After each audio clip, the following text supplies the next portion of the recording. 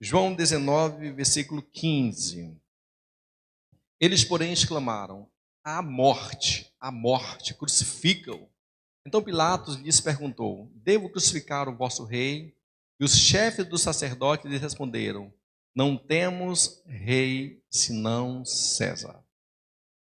Vamos ler só o finalzinho aqui, só a última palavra que os judeus disseram, só para nós gravarmos isso no nosso coração. Vamos lá no finalzinho assim: não temos. Isso, deu para a gente entender agora. Vamos lá, agora falando de verdade. Vamos lá. Não temos. Então tá bom. Eu vou fazer uma encenação. Uma encenação. E vocês farão parte da plateia que estava naquele dia, no dia em que Pilatos apresentou Jesus às pessoas para ter o veredito. Pilatos, ele não era governador da Judéia, ele era procurador romano, então ele era um representante da lei. Uma pessoa que tinha um poder de representação legal da ordem de César.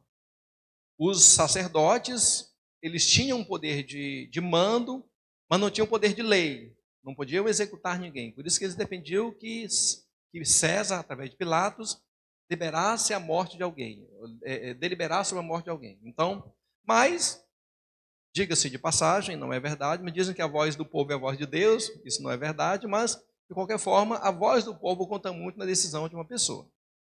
E lá estava Pilatos, lá estava Jesus. E ele chama Jesus. Você chegou bem na hora, Jesus, muito obrigado. A gente vai... Vou ter que crucificar ele. Isso, combinei já com ele aqui. Nós estamos... Eu falo assim porque didaticamente a gente precisa tomar a palavra como algo vivencial. Não é algo, sei lá, foi escrito há 2000 anos atrás, mas que está apenas nos registros históricos. Isso não é verdade. Isso aqui é como se tivesse sido escrito ontem, com a linguagem de hoje, uma linguagem bem atual. Então, sumiu?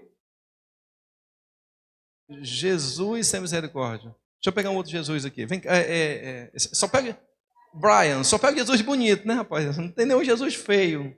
Esse aqui é uma representação muito errada, porque a Bíblia fala que Jesus era feio, né? E o Brian é bonitão, então não tem como. Lá está Jesus, eu sou Pilatos. Vamos ficar em pé, vamos? Vamos ficar em pé, isso. Aqui está Jesus. Normando, me tira bem aqui, por favor, esse púlpito. Só afasta um pouquinho para mim aqui. Isso. Diante do pretório, isso, só coloca do lado, bem aqui, obrigado. Isso, diante do pretório. Vocês sabem como se deu a cena, né? Então, eu não preciso combinar o roteiro com vocês. Você sabe como se deu, vocês sabem as falas. Aqui está, ele é Jesus e eu Pilatos. Eu apresento Jesus aos judeus.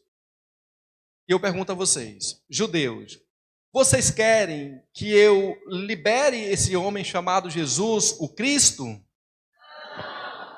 O que eu devo fazer com esse Jesus? Eu não entendi. Outra vez. Isso é muito forte. Devo crucificar o vosso rei?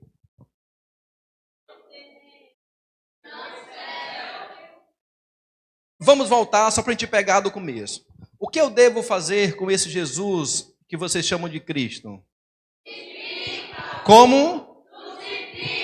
Eu devo crucificar o vosso rei? Outra vez? Isso. Agora ficou mais fácil de gravar. Pode sentar um pouquinho. Para a gente entender o contexto, a narrativa, de onde veio. Nós não temos um rei senão César. Algumas vezes nós falamos coisas absurdas. Coisas das quais, passado um tempo, a gente vai revisar aquilo que a gente falou. Não é legal. Eu era muito imaturo naquela época. Se eu pudesse, eu voltaria no tempo e corrigiria aquilo que eu falei numa postura imatura. Eu acredito que entre as bobagens que nós falamos na vida, as bobagens que os judeus falavam na vida, esta seja uma das mais gritantes.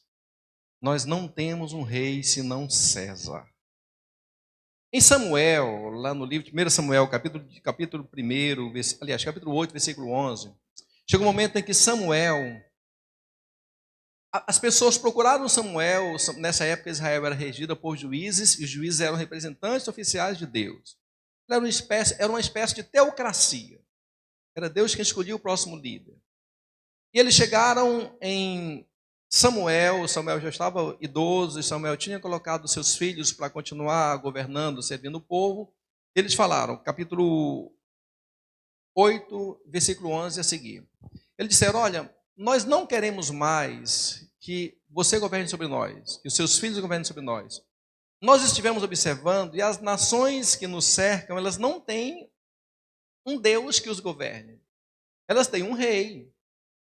Elas têm um governador, um imperador, elas têm um governante humano.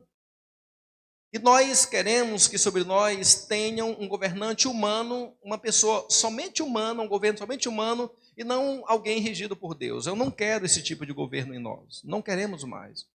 E Samuel ficou muito entristecido com aquela palavra, porque Samuel tinha dedicado a vida toda dele servindo aquele povo. E o povo chegou e disse, nós não queremos mais que você governe sobre nós. E Samuel foi conversar com Deus, e Deus falou, olha, Samuel, quando eles rejeitam você, que é a pessoa que eu enviei para governar sobre eles, na verdade estão rejeitando a mim. Então faça o seguinte, vá lá e diga a eles o que é que um rei humano vai requerer deles, para ver se eles mudam de opinião. Capítulo 8, versículo 11. Ele lhe declarou, este é o direito de um rei que reinará sobre vós. Ele convocará os vossos filhos e os encarregará dos seus carros, dos seus cavalos, e os fará marchar e correr à frente do seu carro. Determinará alguns como comandantes de 1000 soldados e outros como comandantes de 50. Ele os mandará arar as terras dele, fazer toda a colheita e construir armas de guerra e todo tipo de equipamentos para os seus carros de guerra. Ele tomará as vossas filhas para serem perfumistas, cozinheiras e padeiras. Tomará igualmente vossos campos e as vossas vinhas e os vossos melhores olivais e os dará aos seus oficiais. Das vossas culturas e das vossas vinhas, ele cobrará o dízimo que os destinará aos oficiais, criados, eunucos e serviçais. Os melhores entre os vossos servos e as vossas servas, os jovens, o gado, os jumentos, serão todos tomados, conforme a sua vontade, para o seu uso particular. Exigirá também de vós 1/10 dos rebanhos, e vós mesmos vos tornareis escravos dele. Então, naquele dia, reclamareis com grande voz contra o rei, que vós mesmos tiverdes escolhidos, porém Yahvé não atenderá às vossas queixas naquele momento de aflição. Contudo, o povo recusou-se a ouvir a advertência de Samuel e exclamou, não queremos ter um rei. E se você olhar a narrativa do texto, o texto ele é bondoso. O texto fala que o rei vai requerer 10% de imposto. Quem dera se nós pagássemos 10% hoje, né? Seria uma bênção. Quem dera, nós pagamos quase 70% do que nós ganhamos, volta para o governo em forma de algum tipo de imposto. E esse é um governo humano. E Deus falou, olha, o governo humano vai regir sobre vocês dessa maneira.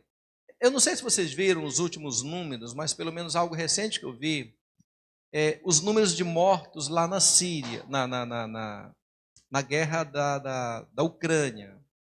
Soldados ucranianos mortos, vocês viram? Números absurdos. Absurdos. Números de civis mortos por causa da guerra humana. Estamos longe de saber o número real. Deus te abençoe, Vini. Você estava faltando para poder... estamos longe de saber quais são os números reais, porque os corpos, cada dia que mexe numa cidade, encontram mais e mais corpos dilacerados, decapitados, vítimas de todo tipo de violência, atrocidades das mais por causa do rei humano. por causa do governo humano. E Deus, de certa forma, advertiu sobre isso. Mas se você olhar para a sua vida, é claro que você pode escolher alguém que governe sobre você. É claro que você pode escolher alguém que reine sobre você. É claro que você pode. Mas nós havemos de crer que somente quando Deus governa sobre a nossa vida é que nós teremos a plena confiança de que o caminho que nós vamos seguir é um caminho de paz. Somente. E quando os judeus, agora, na narrativa que nós fizemos, na encenação que nós fizemos, quando eles param e falam, olha, nós já temos um rei. Nós não queremos que ele governe sobre nós. Nós temos um rei chamado César. Eu diria que toda a história feita anteriormente, as consequências advindas dos atos cometidos, agora voltam à tona e são replicados com maior intensidade ainda.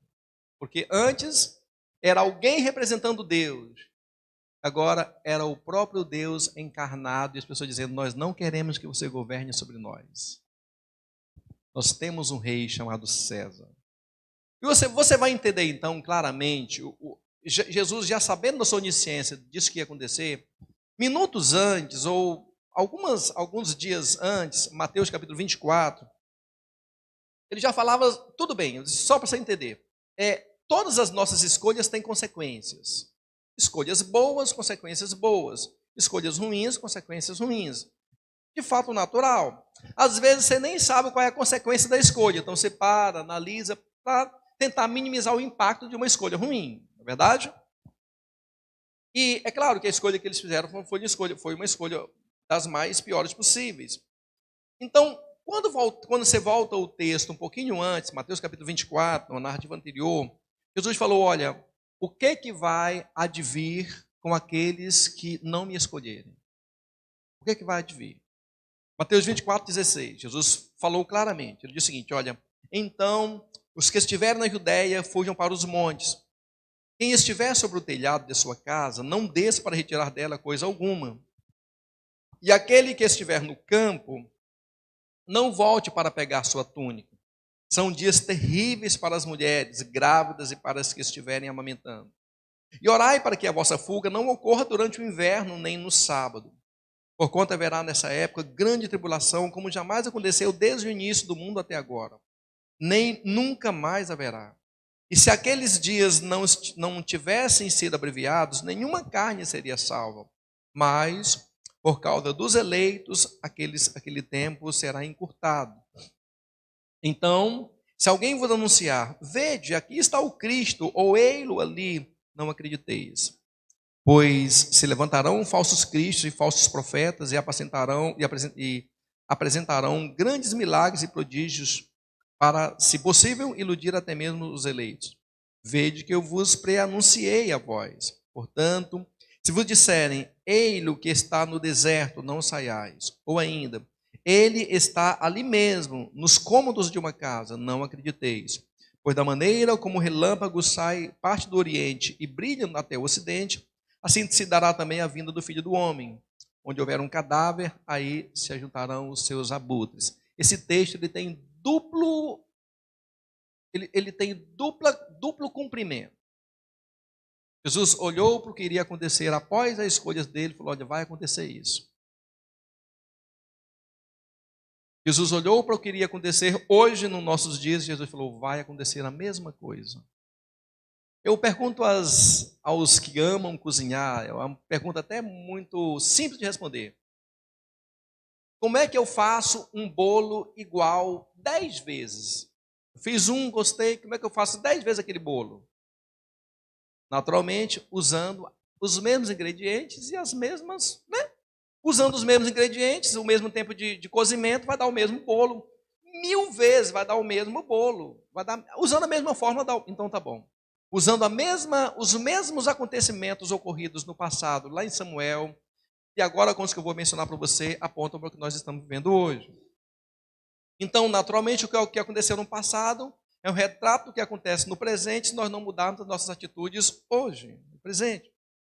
Então tá bom. Depois da ascensão de Jesus Cristo, o que aconteceu? Tá certo?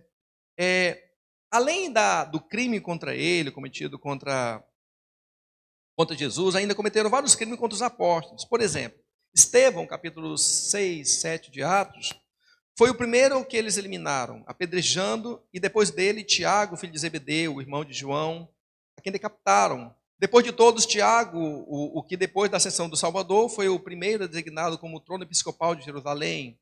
Morreu de forma que eu já até mencionei para vocês como morreu. Os demais apóstolos sofreram milhares de ameaças de morte, foram expulsos da terra da Judéia. Porém, eles tinham recebido algo que era formidável entre eles. Talvez muitos de nós, Mateus capítulo 28, talvez muitos de nós não entendamos ainda o contexto dessa palavra até que nós tenhamos vivido ela completamente. Mateus 28, versículo 19. Jesus falou para eles: olha, portanto, ide fazer discípulo em todas as nações, batizando em todas as terras que tornem seus discípulos, batizando-os em nome do Pai, do Filho e do Espírito Santo. Uma das palavras mais fortes que cravou no coração deles foi eles terem entendido essa necessidade de irem fazer discípulos. Eu me decidi por Jesus, criei nele, não quero um rei chamado César que governe sobre mim. Então, o que me faz permanecer nessa crença? Essa palavra. Quando ela é cravada no coração da pessoa, ele vai, passa por qualquer situação e faz discípulos. E essa palavra impactou não apenas os discípulos, mas impactou também os que os que ouviram eles, tá certo? O povo da igreja de Jerusalém, por exemplo, antes de iniciar a grande destruição que adviria para aqueles que rejeitaram Jesus, veio um oráculo, veio um profeta, e enviado em uma revelação às pessoas ilustres daquele lugar, e eles receberam a ordem de mudar, de sair de Jerusalém e irem para uma cidade chamada Pela. Então, os cristãos que não tinham desejado ter um César como rei, ao ouvirem a voz profética dizendo: saiam de Jerusalém, vão para Pela. Eles foram para lá, eles emigraram até de Jerusalém até aquela cidade. Então, e eles abandonaram por completo Jerusalém. E a justiça divina, então, alcançou os judeus pelas iniquidades que cometeram contra Jesus e contra aqueles que eram... As iniquidades foram tão grandes que toda uma geração pereceu, porque eles desejaram ter um Deus, um rei que era César. E quando você quiser saber o que aconteceu com exatidão, eu sugiro você parar um tempinho do seu precioso tempo, aplicar um pouquinho, volta lá na história e ler um pouco de Flávio Joséfo, lá atrás, um dos historiadores antigos, tá certo? Antes que viessem as consequências dos seus atos, a história registra que Deus, ele retardou o que iria acontecer por aproximadamente 40 anos, esperando que as pessoas se arrependessem, voltassem, mesmo assim elas não se arrependeram, tá certo? Ao contrário, durante esse tempo, muitas pessoas que vinham de Jerusalém foram perseguidas, foram caluniadas, foram difamadas e sofreram muito. E a providência de Deus, antes que viessem as calamidades, ainda foi maior, muito maior ainda. Por exemplo, teve uma situação, a gente tem que estar muito atento, vai lá, Deus fala que se eu tomar uma decisão, eu vou ter umas consequências. Você fala: olha, mas até agora não aconteceu nada. Tudo bem, observe os sinais que estão marcando. Antes de vir uma grande tempestade, você vai ver, não começa a chover repetidamente. Chuvas rápidas não são tempestades. Uma tempestade ela se forma quando o tempo vai fechando, as nuvens vão se amontoando em determinado lugar, os poderes geofísicos vão se movimentando, e de repente começa ali uma grande tempestade e dura muito tempo, mas teve um prenúncio daquela tempestade. E hoje, para ser mais claro, ainda tem a defesa civil, que avisa para você: olha, lugar tal aí do seu CEP vai ter inundação, saia, vá para o lugar alto. É tudo pré-avisado, certo? Então, antes que viesse a destruição deles, teve uma época que um astro se deteve sobre a cidade. Esse astro era semelhante a uma espada de 2 gumes, certo? E durou aproximadamente um ano todo sobre Jerusalém. Outra vez, antes da insurreição dos distúrbios que levaram à guerra, Estando o povo reunido a celebrar a festa da Páscoa, no 8º dia do mês de Ânico, à 9ª hora, brilhou sobre o altar do templo uma luz tão grande que poderia se pensar que era meio-dia. Tamanha era a intensidade daquela luz. E aquela luz demorou meia hora. Aos ignorantes, eles não perceberam. Só que os sacerdotes começaram a perceber que algo iria acontecer. Na mesma festa da Páscoa, na mesma festa, o sacerdote estava indo sacrificar uma vaca.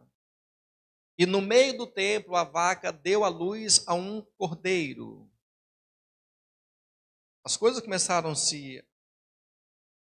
A porta oriental do interior, que era de bronze, muito pesada, que havia sido fechada ao anoitecer com dificuldades por 20 homens, que a trancaram solidamente com ferrolhos, presos com ferro, além de ter ferrolhos gonzos e profundos, abriu-se sozinho à hora sexta da noite.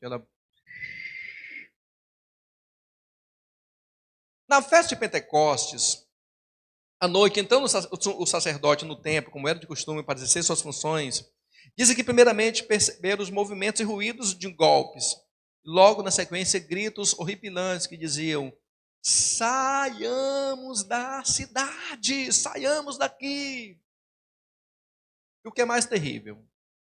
Um homem chamado Jesus, filho de Ananias, homem simples, camponês, 4 anos antes de iniciar a guerra, quando a cidade desfrutava de imensa bonança, ele veio à festa, como era de costume, e na época era uma festa tabernáculo, então armaram várias tendas na festa tabernáculo. E, de repente, aquele homem, aquele Jesus, começou a gritar de forma muito forte no templo. Ele dizia: vós sobre Jerusalém, sobre o templo, vós dos recém-casados e casadas, vós sobre todo o povo, dia e noite gritava isso pelas vielas. Alguns cidadãos, não satisfeitos com aquilo que estava acontecendo, pegaram aquele homem, levaram ele para o governador romano. O governador romano o açoitou muito, para ver se ele parava com aquela importunação social, certo? E ali, dilacerado com açoites até os ossos, não suplicou, não derramou uma lágrima, mas, tornando a sua voz chorosa contra as possíveis feridas que cada uma delas tinha, ele apenas dizia: ai, ai de ti, Jerusalém. Eu estive lá em Jerusalém, eu acho que a mais próxima que a evangelista Eliana que vai. Ela vai chegar lá no Museu de Jerusalém. Fica bem pertinho já do templo. Em Jerusalém você vai ver algo tremendo lá. Você vai ver que Jerusalém já foi atacada 25 vezes e reconstruída. Mas Jerusalém foi destruída mesmo 2 vezes. Completamente a ruínas. Uma vez foi quando Nabucodonosor entrou, outra vez foi quando Tito, o imperador romano, entrou. E Tito aconteceu justamente em consequência da desobediência do povo. Então, quais foram algumas das consequências que adveio ao povo por eles terem escolhido um César como seu governador? Quais foram algumas? A primeira delas é as insígnias de César entraram e dilaceraram várias pessoas. E além disso, pegaram o tesouro do templo e aplicaram noutra atividade. Foi na época de Caio César Augusto Germânico. Tem um historiador, que é bom você ler também esse historiador, o nome dele é Philon. Philon. Ele tem 5 livros que ele fala sobre as calamidades dos judeus que advieram logo na sequência, certo? Nos tempos de Caio. E, ao mesmo tempo, ele comenta que esse homem ele era um pouco lunático e ele intentou muito contra os judeus, tá certo? E Alexandria, depois em Jerusalém. E ele segue narrando que depois da morte de Tibério ele era o imperador quando Jesus estava na terra, Tibério César. Caio, que foi na sequência, assumiu o poder e começou a cometer muitas atrocidades, como muitas pessoas, mas principalmente contra a raça judia. Ele era extraordinariamente caprichoso, era o caráter de Caio com todos, mas especialmente contra a raça judia, a qual tinha um ódio implacável. Na cidade, começando por Alexandria, apoderou-se das sinagogas encheu-as de imagens, de estátuas, como a sua própria figura, certo? E depois invadiu Jerusalém, tomou o templo, deixou tudo em destruição e colocou ali no templo a sua imagem como a imagem da ressurreição do deus Zeus. Ele se autoconfigurava como a reencarnação de Zeus, e depois de ter atingido os judeus em Alexandria, veio numa devastação, chegou em Jerusalém, derrubou o governo local, que tinha estabelecido o governo judaico, assumiu o trono, assumiu o templo e colocou ali uma imagem dele como a configuração do deus Zeus, certo?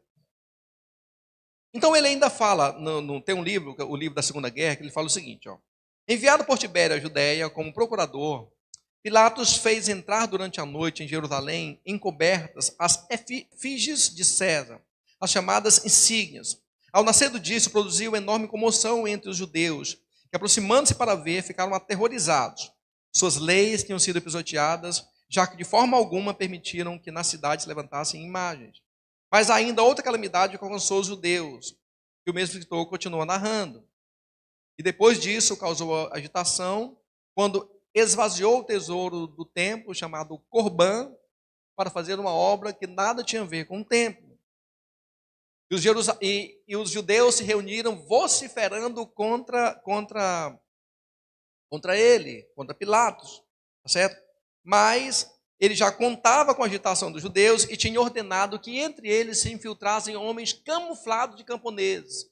Então, à medida que o povo chegava para se manifestar contra Pilatos por ter feito aquilo de errado, no meio do povo ele infiltrou vários soldados camuflados de camponeses. E à medida que esses soldados, à medida que alguém se levantava para falar algo contra Pilatos, na mesma cena que as pessoas escolheram César, o mesmo Pilatos da cena de César, quando começou, as pessoas se levantaram contra ele, ele deu o sinal e os soldados armados de porretes começaram a bater no povo e matar o povo a pancada. Morreram muitos, muitos mesmo. Os que não morreram a pancada, morreram pisoteados por causa do tumulto gerado. Ele ainda faz saber que, além dessas, ocorreram em Jerusalém muitas outras revoltas, afirmando que desde aquele tempo, nem na cidade, nem em toda a Judéia, faltaram sedições, guerras e maldosas tramas uns contra os outros, até que finalmente chegou a sede de Vespasiano.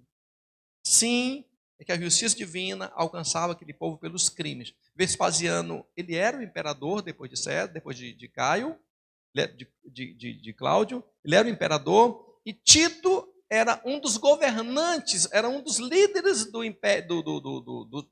comando militar dele, que ocupava Jerusalém. Depois Tito foi promovido a imperador.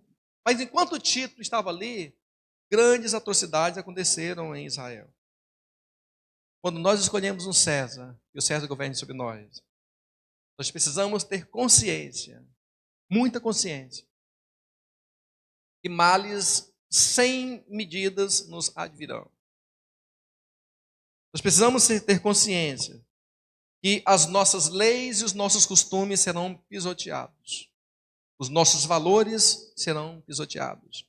Nós temos que ter consciência de que as nossas finanças, aquilo que nós entregamos ao Senhor, aquilo que nós também serão mal usadas, por causa de um governo chamado, de uma querência de um governo chamado César. Segundo mal que adveio sobre os judeus naquela época, é Atos 11, versículo 27. Nessa época, o apóstolo Paulo, Atos 11, 27. Tinha um profeta naquela época chamado Ágabo. Ágabo, ele era um profeta muito eloquente. Você vê Ágabo em duas aparições, todas elas em Atos. Numa delas foi quando ele profetizou, que nós vamos ler agora, e a outra foi quando ele profetizou para Paulo, dizendo o seguinte: olha, para onde você vai sofrer. A última entrada de Paulo em Jerusalém, certo? E nessa época especificamente, Atos 11, 27, ele fala de uma fome que adviria sobre todo o mundo. Foi na época de Cláudio Tibério Cláudio César Augusto Germânico, o imperador Cláudio, certo? Atos 11, 27. Naqueles dias desceram uns profetas de Jerusalém para Antioquia, um deles chamado Ágabo, levantou-se pelo Espírito e predisse que uma grande fome assolaria a todo mundo romano, que de fato veio a ocorrer nos dias do reinado de Cláudio. Então os discípulos, cada um segundo as suas possibilidades, resolveram providenciar ajuda para os irmãos que viviam na Judéia. E assim os fizeram, enviando suas ofertas aos presbíteros pelas mãos de Barnabé e de Saulo. Isso aconteceu na época de Cláudio. Então, Caio, porém, não chegou a cumprir 4 anos do seu exercício no comando. Foi sucedido por Cláudio, sobre o qual se abateu sobre o mundo uma grande fome, conforme nós lemos aqui nesse texto de Atos, capítulo 11. Assim, pois, se nós voltarmos outra vez nos escritos de Joséfo, nós vamos ler como Joséfo descreve essas tragédias. Como que ele descreve? Para os ricos, diz, ficar era o mesmo que perder-se, pois sob pretextos de que deserdavam, assassinavam qualquer um pelos seus bens. Com a fome crescia o desespero dos rebeldes, e dia a dia uma a outra se acendiam terrivelmente. O trigo estava invisível, mas eles invadiam as casas e as revistavam. Então, se eu encontrava um trigo numa casa, eles maltratavam por ter negado o trigo a eles. Se não encontravam, torturavam por ter escondido o trigo tão cuidadosamente. A prova de ter ou não eram os corpos dos desgraçados. Os que ainda se aguentavam em pé pareciam ter alimentos em abundância. Os que já estavam consumidos eram deixados em paz. Parecia fora de propósito matar alguém que logo morreria pela inanição. Muitos davam secretamente seus bens em troca de uma medida de trigo, se eram ricos, e de cevada os mais pobres. Trancavam-se nos mais ocultos de suas casas e, impelidos pela necessidade, uns comiam um trigo cru, outros o coziam à medida que a necessidade e o medo ditavam. Mas eles não colocavam o trigo à mesa, eles tiravam o trigo do fogo da panela e já comiam, já devoravam crua e devoravam. O alimento era miserável e o espetáculo deplorável. Os mais fortes tomando tudo e os fracos lamentando-se. A fome excede todos os sentimentos, todos os sofrimentos. A fome excede todos os sofrimentos, mas nada ela destrói mais do que o senso de dignidade. Pois os que em outro tempo seria tido como digno de respeito é depreciado em tempo de fome. Assim as mulheres tiravam os alimentos da própria boca dos maridos, os filhos de seus pais e o que é demasiado lamentável, as mães da boca dos seus filhos. Enquanto os seres mais queridos se consumiam entre as suas mãos, nada os refreava de tirar-lhes a última gota de esperança que aquela criança podia ter de viver. Mas mesmo sendo essa sua comida, não permaneceu oculta. Por toda parte caíam-lhes em cima os rebeldes em busca dessa pressa. Quando viu uma casa fechada, era um sinal de que os ocupantes tinham conseguido comida. Imediatamente arrombavam as portas e se precipitavam para dentro. E só lhes faltava apertar as gargantas e arrancar-lhes o bocado. Golpeavam os anciãos que não soltavam seus alimentos e arrancavam o cabelo das mulheres que escondiam o que tinham nas mãos. Não havia compaixão nem pelos velhos, nem pelas crianças, mas levaram as crianças que seguravam seu bocado e as deixavam cair contra o solo. Com aqueles que, adiantando-se ao seu ataque, engoliam antes, eles tentavam tirar. Eram ainda mais cruéis, como se tivessem sofrido uma injustiça. Usavam espantosos métodos de tortura para descobrir comida.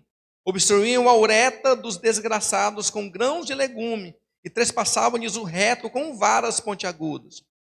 Padeciam-se tormentos que espantavam apenas por ouvi-los, até confessar a posse de um único pedaço de pão e descobrir um punhado de farinha escondido. Mas os torturadores não passavam fome alguma. Sua crueldade seria menor se atendesse a uma necessidade, mas exercitavam seu lucro, orgulho e iam ajuntando provisões para os dias vindouros. Seguiam os que à noite se arrastavam até os postos romanos para recolher legumes silvestres e ervas. Quando esses pensavam que já haviam escapado dos inimigos, aqueles tiravam-lhes o que o levavam.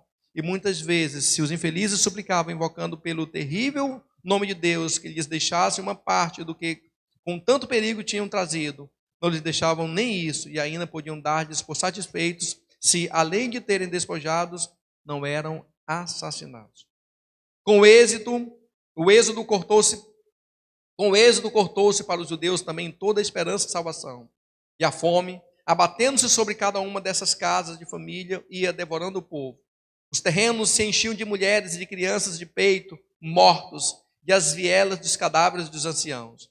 Rapazes jovens inchados vagavam pelas praças como um aspecto e caíam mortos onde os acolhesse. Os doentes não tinham forças para enterrar seus parentes, e os que teriam podido navegavam-se por terem tantos mortos e pela incerteza de seu próprio destino. De fato, muitos caíram mortos junto aos que tinham acabado de enterrar, e muitos iam à sua tumba antes que a necessidade os impusesse. Não havia lamento nem choro por essas calamidades. A fome afocava os sentimentos, e os que lentamente morriam contemplavam com os olhos secos os que morriam antes deles. Um silêncio profundo e uma noite carregava de uma morte envolvia a cidade. O pior do que tudo isso eram os ladrões. Penetravam nas casas como ladrões de tumbas, despojavam os cadáveres e depois de arrancar os panos que cobriam os corpos, iam embora entre risadas. Testavam o fio de suas espadas nos cadáveres e, provando o ferro, atravessavam alguns que já caídos ainda viviam. Mas se alguém lhes pedia que utilizassem sua força e sua espada, desdenhavam-no e abandonavam-no à fome. E tudo o que expirava olhava fixamente para o templo, porque o deixavam vivos atrás de si os rebeldes. Estes, no começo, por não suportar o fedor, mandavam enterrar os mortos à custa dos tesouros públicos, mas logo, quando não davam mais conta, atiravam-nos sobre as muralhas dos barrancos. Quando Tito fez ronda por aqueles barrancos, viu que estavam repletos de cadáveres e espessos líquidos escuros panavam por debaixo dos cadáveres em putrefação.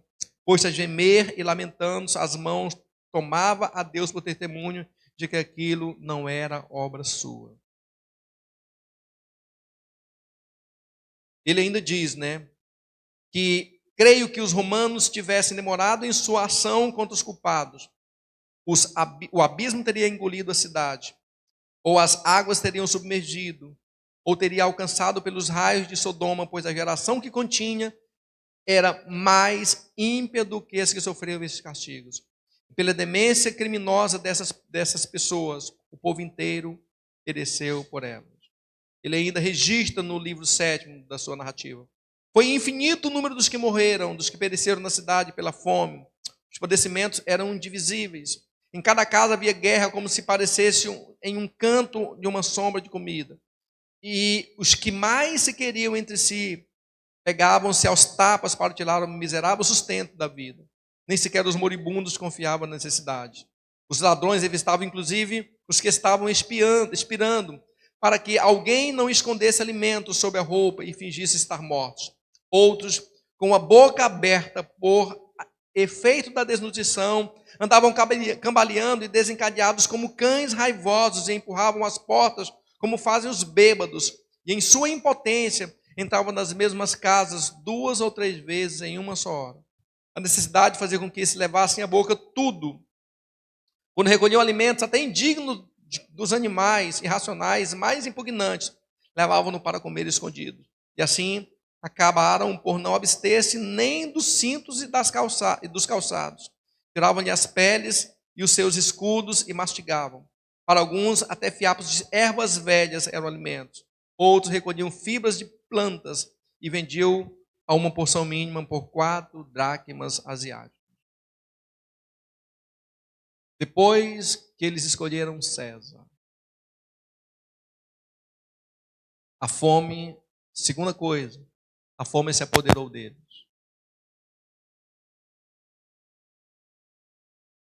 Não há nada mais que nos revele mais do que a fome. Diz a história que uma mulher saiu lá de determinada cidade e foi para Jerusalém. Ela era mãe de um bebezinho. Estou falando para vocês, eu li para vocês o texto, estou falando para vocês entenderem a realidade. Nós temos um rei chamado César. E aquela mulher foi iludida, enganada, e quando ela menos percebeu, só lhe restou o filho para comer. Ela matou seu filho, preparou ele para comer, comeu uma parte daquela criança. A fome era terrível. E quando os soldados perceberam que ela tinha carne para comer, eles foram até ela e à força tomaram aquela carne. Ela então pegou o seu filho e falou: olha, o que eu tenho é essa criança aqui, que é o meu filho. Comam. A história registra que naquele momento os soldados tiveram nojo e perceberam a tamanha crueldade que tinha se instalado naquela terra. Quando nós escolhemos um César para governar sobre nós e não Deus, nós temos que estar preparados para consequências que advirão sobre nós. Nós não experimentamos fome. Nós, às vezes, ficamos uma refeição sem comer. Quando nós ficamos 2, 3, 4 dias sem comer. A história registra que eles entravam na mesma casa, cambaleando de fome. Entravam na mesma casa uma vez, entravam, vasculhavam, procurando tudo. Entravam outra vez na mesma casa, vasculhando tudo. Tamanha era a fome que tinha se instalado naquele lugar. Nós não fazemos ideia. Por isso Jesus falou que era para pedir que aquele tempo não fosse instalado num sábado. Por isso que ele falou: ai das que amamentam. Quem estiver no telhado não desça. Tamanha foi a fome que se instalou naquela terra.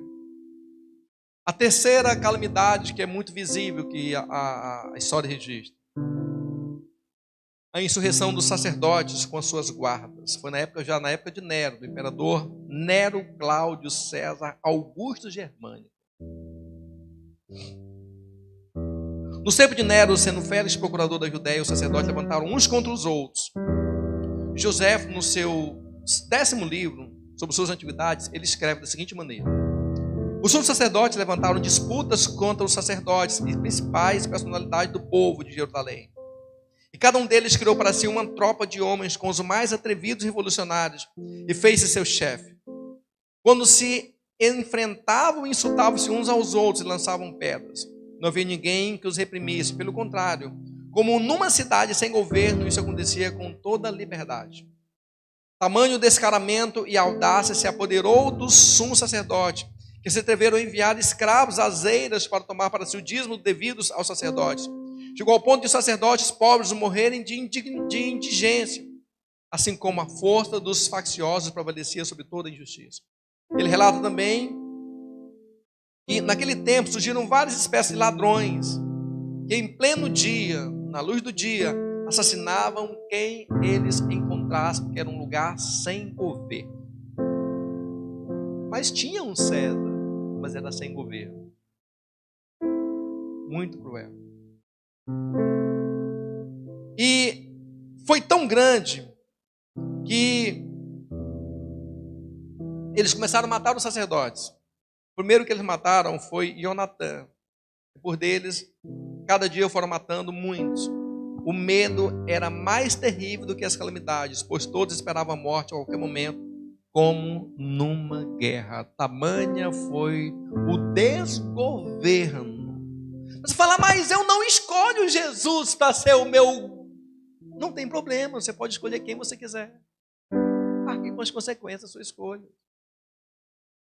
A quarta que eu quero orar com você. Isso foi na época de Tibério Cláudio César Augusto Germânico, na época de Cláudio, imperador romano. Naquela época, teve uma celebração da Páscoa. Vieram para essa celebração em torno de 3 milhões de pessoas em Jerusalém.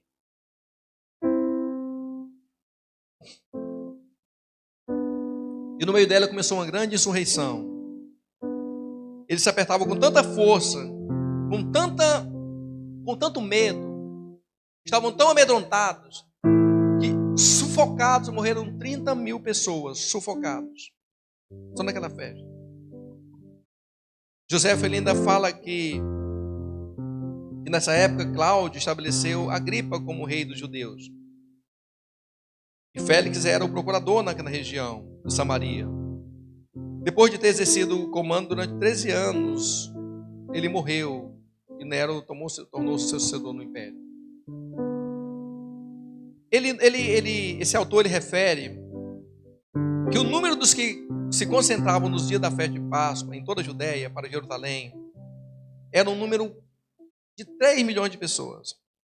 Era necessário, pois, que nos dias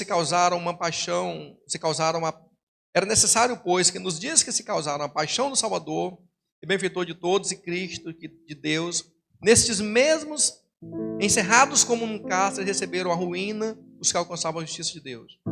Mas passando por alto os que lhes sobreveio, os que lhes foi feito a espada de outras maneiras. É necessário acrescentar apenas as calamidades causadas pela fome, conforme nós já lemos aqui. Naquele dia, na Páscoa, na celebração da Páscoa, morreram milhares de pessoas. Milhares de pessoas. Foi na mesma festa da Páscoa que eles disseram: nós queremos que César governe sobre nós. Feita o cenário, a cidade foi trancada. Os romanos trancaram a cidade, deixaram os judeus dentro da cidade e começaram a matança. Muito sangue derramado. Muito sangue derramado. Somando o número total de mortos, o escritor diz que pela fome e pela espada pereceram 1.100.000 pessoas, pela fome e pela espada. Os rebeldes e bandidos que ainda sobraram foram se denunciando uns aos outros depois da tomada da cidade e foram executados. Que os jovens mais esbeltos que sobressaíram por sua beleza física foram reservados para a cerimônia do triunfo do resto da população. E que os que passavam de 17 anos eram enviados, acorrentados aos trabalhos forçados no Egito. E outros mais numerosos foram distribuídos pelas províncias para fazê-los padecer nos teatros pela espada, perecer nos teatros pela espada ou pelas feras. E os que ainda não tinham chegado aos 17 anos eram conduzidos cativos para serem vendidos. Então, somente estes que foram vendidos, mortos, passam de 90.000 pessoas. Uma verdadeira atrocidade a cometer aquele lugar. Mas voltemos nós ao texto. João capítulo 19, versículo 15. João 19, 15. Eu acredito que as coisas, quando são feitas da mesma maneira, elas se repetem. Jesus falou isso em Mateus, nós lemos o texto de Mateus.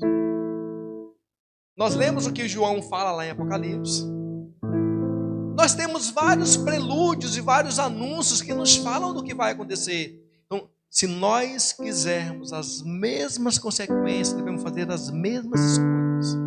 Uma vez feitas as mesmas escolhas, nós vamos ter as mesmas consequências. Vamos ficar em pé, eu quero orar com você. Na verdade, eu fiz essa introdução para incitá-los a conhecer um pouco mais da história.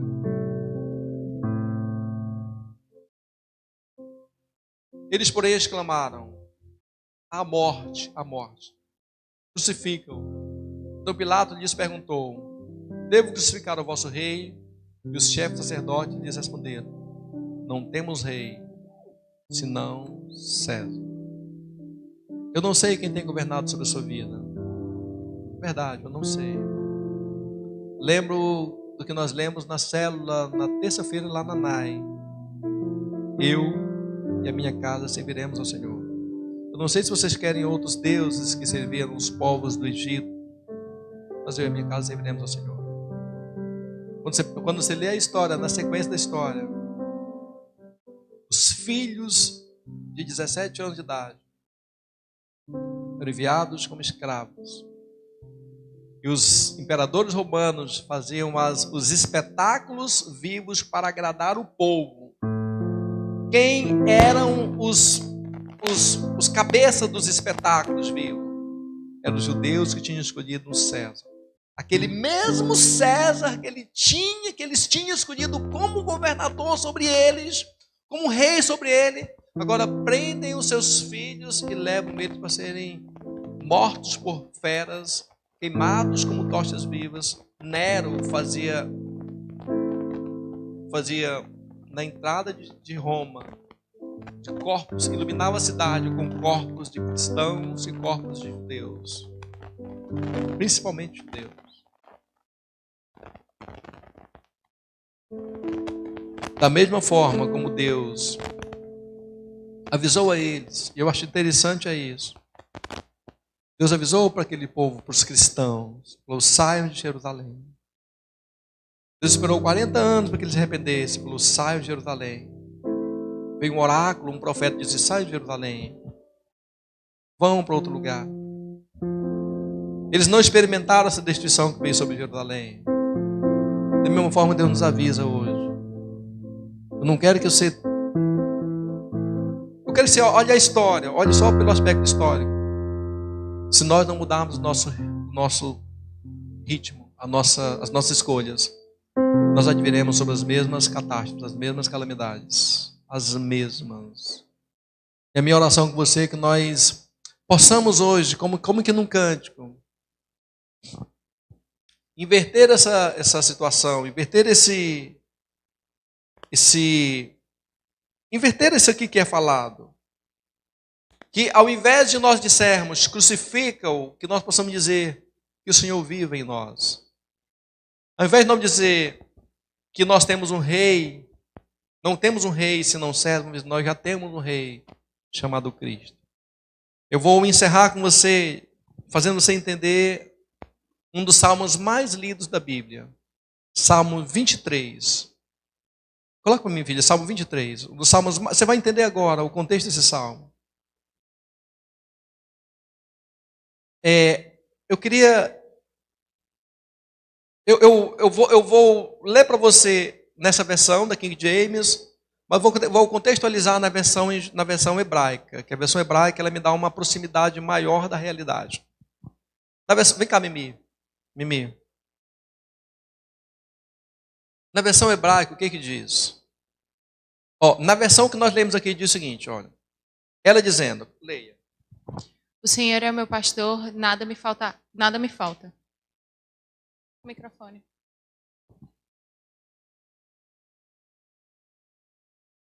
Fique lá, por favor. Pegue aquele lá. Na versão que nós estamos lendo, a gente vai entender agora. Isso. Beleza.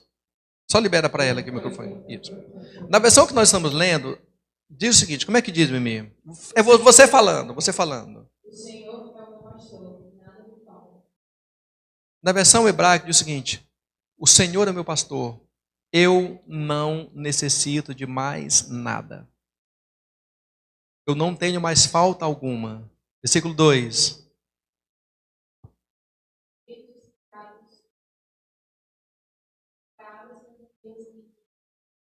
Uma vez sendo Deus o meu pastor, Ele me guia, Ele me conduz. Ele não me faz passar pelas calamidades que eu li para você. Ele me conduz a descansos e a águas tranquilas, me guia em paz. O que é uma água tranquila? Você vai entender agora. Hoje nós já temos água tratada em casa, né, Adriana? A gente liga a torneira, a água que sai da torneira não é apropriada para o consumo humano porque tem muito cloro, mas ela é tratada, ela não tem germes, ela é tratada. Você não consome ela porque o cloro é muito forte, né? O cloro a dosagem de cloro é muito alta, mas ela é tratada. Mas suponhamos que nós não tenhamos água tratada, nós estamos num local onde a água é natural. E passa alguém e mexe com aquela água, bagunça ela. Aquela água bagunçada fica cheia de pó. Lembra, antigamente, na roça, na fazenda? Cheia de pó. Aquela água não é uma água tranquila, ela não é adequada para beber. Porque ela está cheia de contaminantes. Visíveis, é lógico. O que o salmista diz? O Senhor, sendo meu pastor, Ele vai acalmar a água para que eu beba. A água que eu pegar para beber, ela vai estar calma. Os dejetos vão estar embaixo. Ela vai estar translúcida, vai estar pronta para beber. Outra, Bibi, o que diz?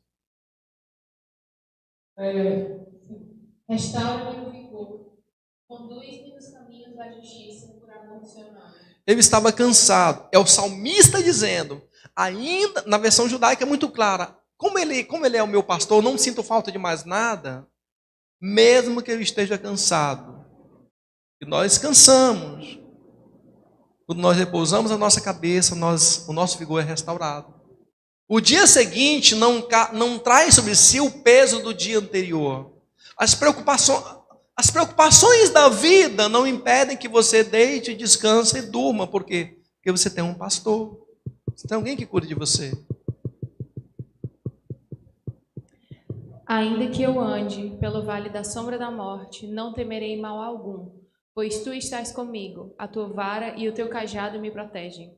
Ainda que eu esteja, que eu passe por situações onde os riscos são iminentes, os perigos são reais, onde tem um vale de morte que se abre sobre mim, eu não temerei mal algum.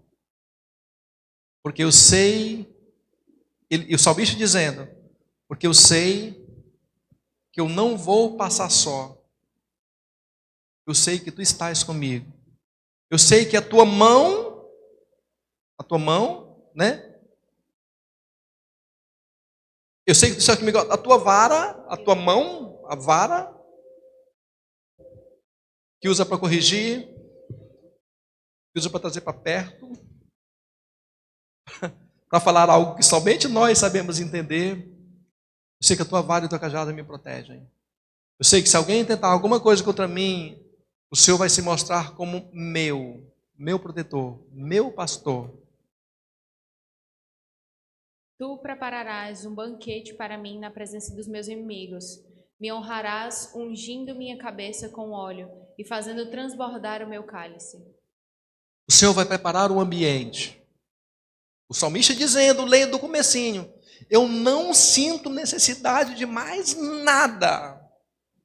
O Senhor vai preparar o ambiente onde os meus inimigos, aqueles que intentam contra mim, vão ver o Senhor me honrando. A minha cabeça vai estar ungida com óleo.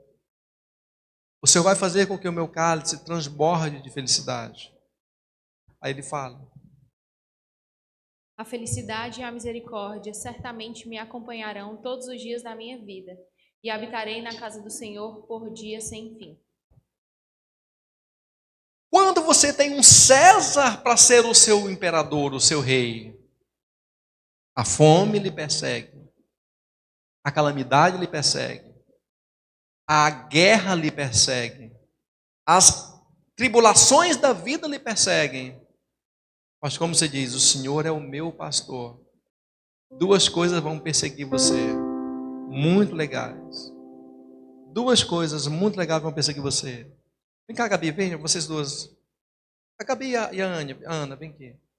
Duas coisas vão perseguir você.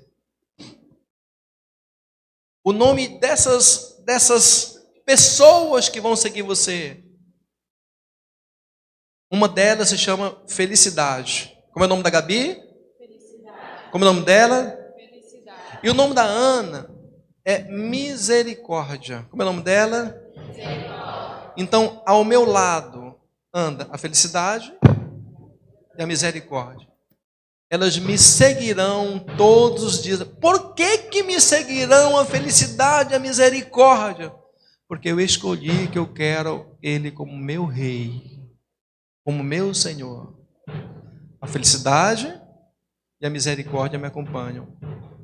Quando a vida estiver difícil, quando eu tiver que tomar decisões que são complicadas, vou dizer: Deus, eu preciso ser feliz nessa situação, independentemente do resultado dela, a felicidade. Quando eu não souber o que fazer, eu às vezes fizer coisas que são erradas, a misericórdia vem estar sobre mim e diz: eu te protejo, eu entendo você, eu te guardo, eu te ajudo, eu faço você acertar. Eu não experimento o juízo, não experimento o infortúnio, mas experimento a felicidade e a misericórdia. Me seguirão todos os dias da minha vida. Aí eu posso então dizer: obrigado, filhas. Eu posso habitar na casa do Senhor por longos dias sem fim. Obrigado, Mimi. Obrigado, Mimi. Eu não sei quem você tem escolhido para ser o seu César. Hoje eu quero que nós façamos um pacto entre nós hoje à noite, um acordo entre nós hoje à noite. Nós vamos inverter o sentido do texto. João 19,15. Vamos inverter o sentido do texto. Eu vou trazer para vocês aqui Cadê o Cristo? O Cristo agora está tocando. Cadê o outro Cristo? Vem cá, Normando, vem, meu filho. Vamos para a mesma encenação agora, para nós orarmos. Nós orarmos juntos.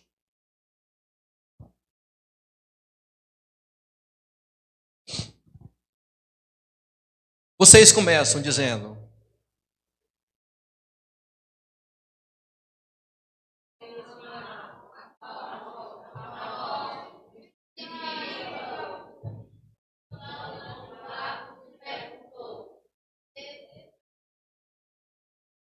começa por vocês, de acordo com o que foi ministrado. Aqui está o nosso Cristo. Qual é Vamos inverter o texto, a realidade da nossa vontade hoje. O que o texto diz? Diferente do que o texto diz. Qual o contrário do texto? Diga comigo, aleluia. Diga aleluia. Diga aleluia. Diga aleluia. Eu devo deixar que esse Cristo tenha aleluia e não Ave César? Ave Maria, Ave César, vem de Ave César. Eu sou Pilatos, vem cá, Jesus. Vamos repetir de novo. O que vocês querem sobre ele? Diga comigo. Aleluia. Não. Todos juntos.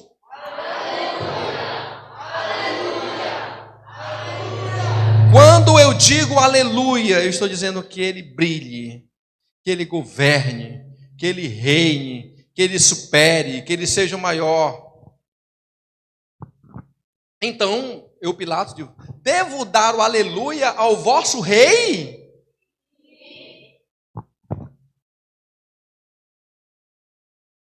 Continue. Continue o texto. O que o texto diz? No finalzinho, o que o texto diz? Ao contrário.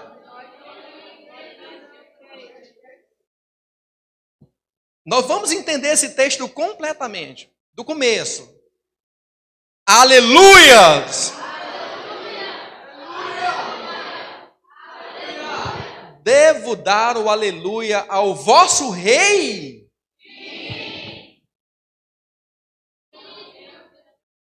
Já temos chamado? Já temos chamado? Já temos chamado? Já temos? Entendeu? Agora vamos finalizar. Do começo.